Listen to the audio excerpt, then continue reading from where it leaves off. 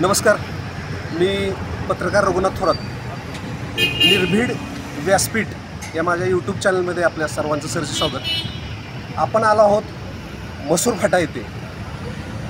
ज्येष्ठ या परिसरातील ज्येष्ठ सामाजिक कार्यकर्ते संदीप घाडगे यांचा कॉल आल्यानंतर मी आज आलेलो आहे. त्यांची एक समस्या आहे की या ब्रिजवरती लाईट्स नसल्यामुळे ज्या ज्या समस्या येत आहेत त्या जाणून घेऊया त्यांच्याकडून आणि त्यांचं नेमकं म्हणणं काय आहे त्यासाठी मी इथं आलेलो आहे.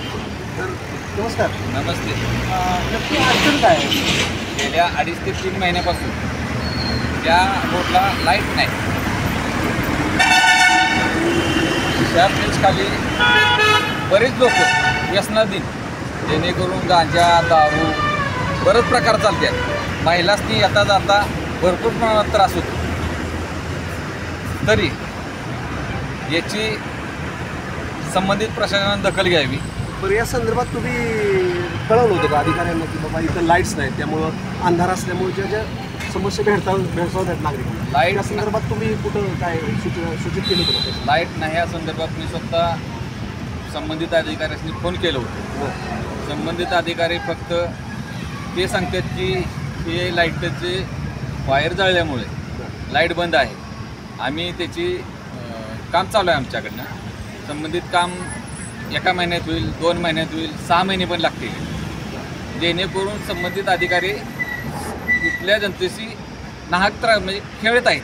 पण ह्याच्यामुळं काय नक्की इथं समस्या काय उद्भवतात, काय अडचणी काय? अडचण म्हणजे संध्याकाळी उंबरज, शिवडे, हनुमानवाडी, भवानवाडी गावचे लोक फिरायला येतात, महिला वर्ग फिरायला येतात. त्यासनी संध्याकाळी जेवण करून फिरायचं म्हणलं तर भीतीत वातावरण आहे. त्या संदर्भात आणि वाहनांना काय त्रास होतो? वाहनांना त्रास म्हणजे इथं लाईटच नाही. आणि लाईट नसल्यामुळे इथे उद्या जर चोरी किंवा काही घटना घडली तर बेकार परिस्थिती आहे. म्हणजे आता तुमची इथून पुढची भूमिका आहे? आमची फक्त व्हिडिओच्या माध्यमातून. पण तरी देखील जर प्रशासनानं जर दखल घेतली नाही तर तुमची पुढची दिशा काय असेल? संबंधित अधिकाऱ्यांनी जर ह्याची दखल घेतली नाही तर जास्त दिवस नाही, एक 4 ते 5 दिवसात याची जर दखल घेतली नाही तर आमचे शिवडे ग्रामस्थ, हनुमानवाडी ग्रामस्थ, भवानवाडी ग्रामस्थ व उंबरज ग्रामस्थांच्या मी संबंधित अधिकाऱ्यांनी व प्रशासनाला इशारा देतो की